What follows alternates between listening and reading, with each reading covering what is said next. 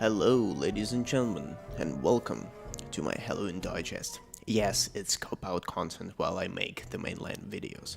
And I also wanted to make some festive videos for both me and you, so you don't have that midlife crisis when you want to play something that relates to the current holidays and you don't have anything. So, here's the video.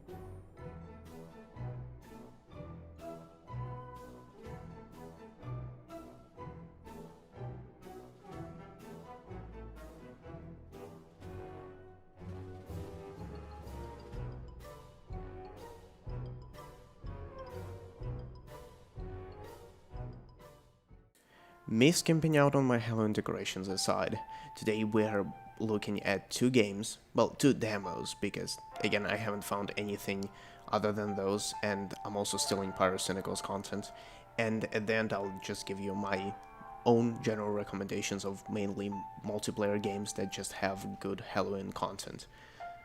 So we'll start with Gloomwood. Gloomwood is an immersive sim published by New Blood Interactive and developed by New Blood Interactive and Dillian Rogers and David Szymanski, if I haven't butchered that. And as you can see now, it's very reminiscent of early 3D games, which I generally don't really enjoy because I wasn't a PS1 kid. I was more of a GameCube, Wii kid. But nonetheless, I do enjoy the game, probably because of its simplicity at the core, and it's not clunky at all. It may look clunky, but like it plays flawlessly. It plays like a modern game. I really like it because it's really reminiscent of the latest Thief game and Dishonored, both of which I really love and I will review at some point on the channel, probably after I'm done with all the Far Cry series, so in some time, let's just put it that way. In terms of Thief, it probably takes inspiration in sound design of characters. It has that, that like drunks and delusional motherfuckers for NPCs. And in terms of, and it also has the light reactive ring that tells you are you in the light or not, so can you be detected or not. And in terms of Dishonored, it probably doesn't take anything, it's just reminisces because it has that change of animation when you crouch down, so the guy holds his cane sword in a different way, which I really love, those like small details, and the fact that like the save button is also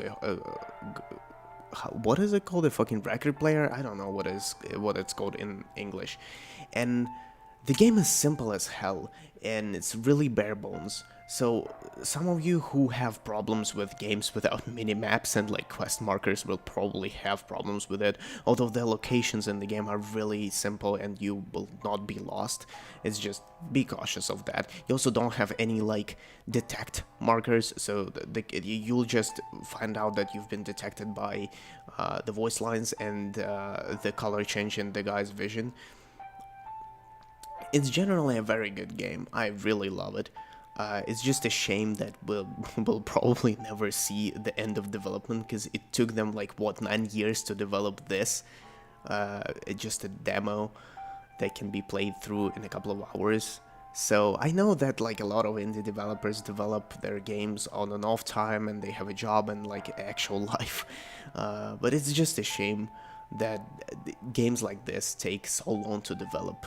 The atmosphere is really good for Halloween in my opinion. It's not that like it's not horror and it's not like Halloween theme, but it does have that cozy shadowy feeling that I always get with Halloween, especially back in the day when I used to live in Minnesota. We would have these, at least for those 2 years that I was there, we would have these like really dark end of October, and so you don't get a lot of sun hours, plus it's always cloudy, so it has that coziness, you know, the street lights, the pumpkins everywhere. It's like really cozy, and Halloween for me is like a very cozy, almost like Christmas basically, type of holiday.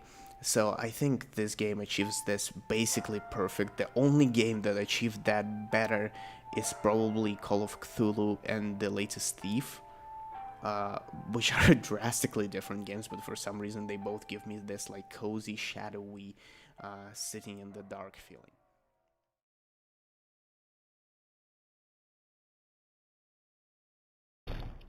Oh, yes.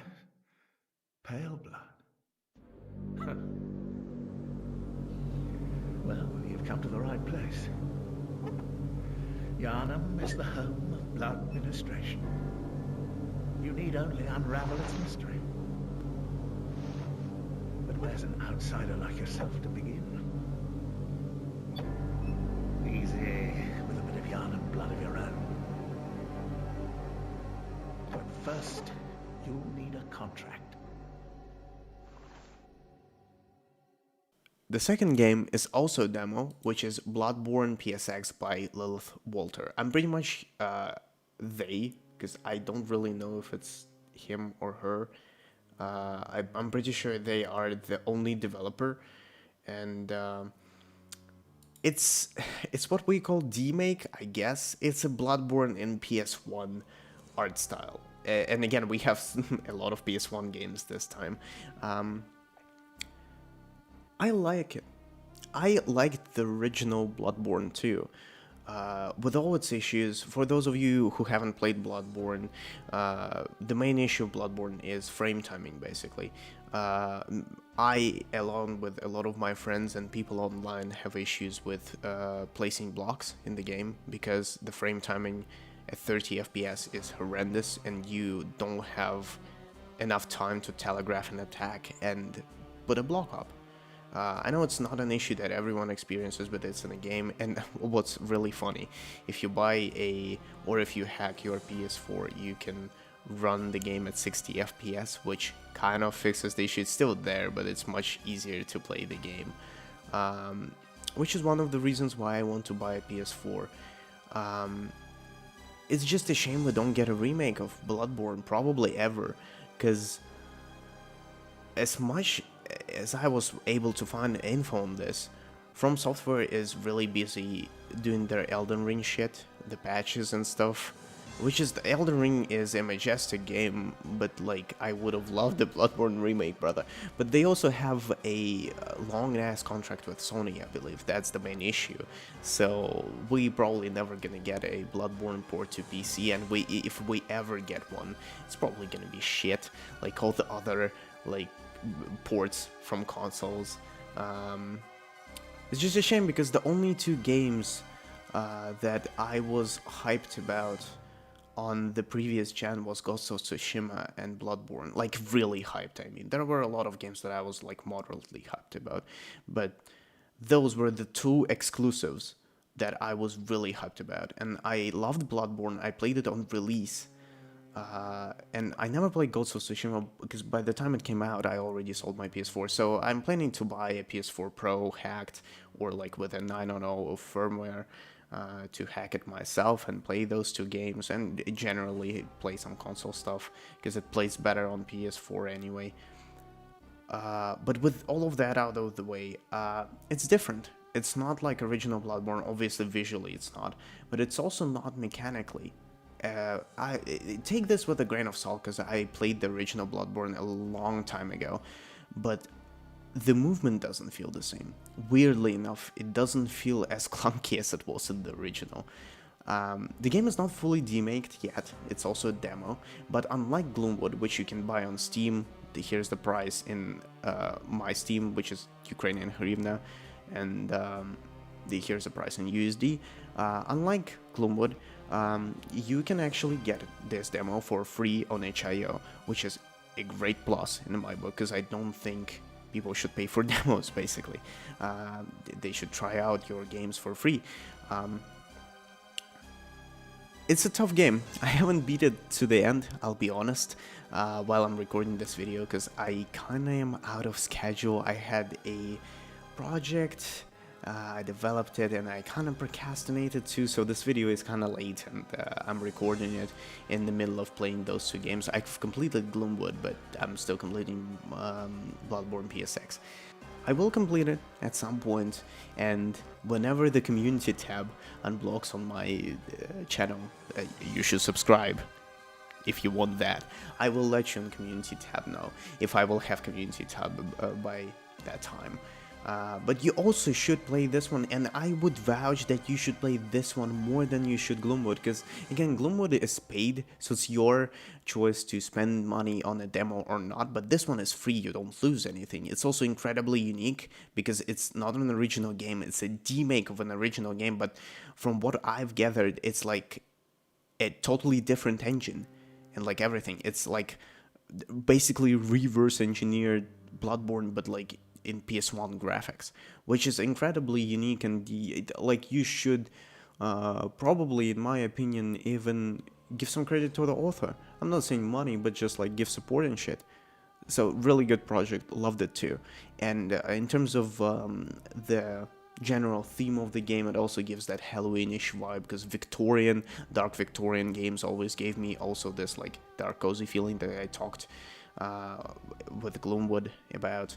So also a really good game for Halloween this year. Finally, my own recommendations. This year I would give you 3 recommendations, which will be quite generic, but I hope next year I'll think of something more original.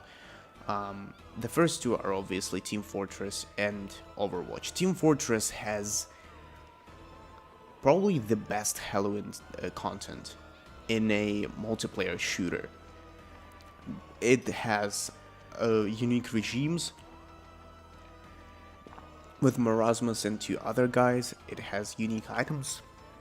It has unique mechanics that you can use on Halloween, which is spellbook and stuff. So it's a very good game to play on a Halloween. It also has that like classic Halloween vibe, if you know what I mean, like, you know, 2000s Halloween vibe. 'Cause, well, we all know when Team Fortress came out, of course it has that vibe, but it's really unique in my opinion in the field of Halloween themed activities in video games, because most of the video games just go, oh, we'll add pumpkins and shit, and they're done on that. But Team Fortress is, especially in a field of first-person shooters, an incredibly unique game in terms of Halloween content. So I do recommend you play the Halloween regime in Team Fortress, even if you haven't played Team Fortress at all. The skill cap is higher than in something like Call of Duty, but it's not that severe, and you'll quickly find a class that you can play on. At the end of the day, you can always play as a heavy, which in my opinion, if you have a medic on the team, is one of the easiest classes to play. I'm gonna get flamed for this. So yes, Team Fortress is the first. Second is Overwatch. Well, the Halloween event hasn't started yet in Overwatch 2. I hope it starts soon, because it's already 20th, so it's like the Halloween is like in 10 days. What I remember from the first part, from the first game, it was okay. It was basically remade maps, exclusive skins, and basically that's it. So your usual fanfare in first-person shooters. I just really like, and a PvE thing was also there. I don't know about PvE if it comes this year, and I don't know about skins because they kind of cut the loot boxes from the game, which in my opinion was a bad move, but doesn't make the game worse. But I do really like the skins in Overwatch from Halloween, so, and I really like the PvE, so I am recommending this, betting on, well, Blizzard making a move and, you know, doing an actual good Halloween activity. Because it'll save the game in some people's eyes, I'll tell you that, because Overwatch is facing a lot of heat right now. And the last recommendation is incredibly biased, but I still will include it in the video because I love the game and I love the Halloween stuff that they do. Destiny 2.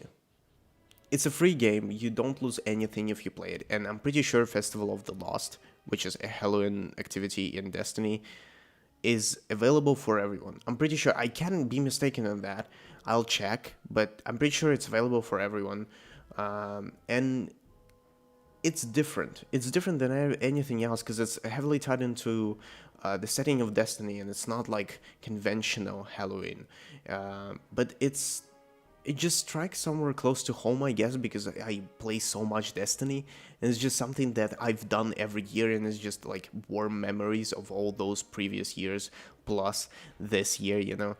So I do recommend that, but as per usual, my only advice if you're getting into Destiny, even for just the event, do it with friends. Destiny is the game that should be played with friends, and the most you'll get out of the game is playing with friends, or if you don't have any friends that play Destiny, just go on an LFG server on Discord.